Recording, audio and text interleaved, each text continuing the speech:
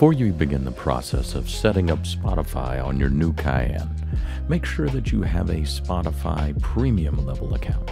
This will allow you to access Spotify without your mobile device in the vehicle. To set up Spotify, select the media icon, and then look for the Spotify icon at the top of the list.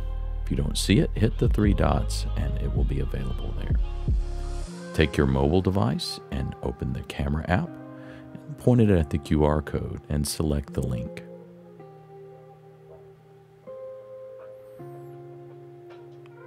Now on your mobile device, you'll enter the username and password for your account and select Log In. On the next screen, you'll be asked if Spotify can use your account data, your activity, and take actions on your behalf. Select Agree.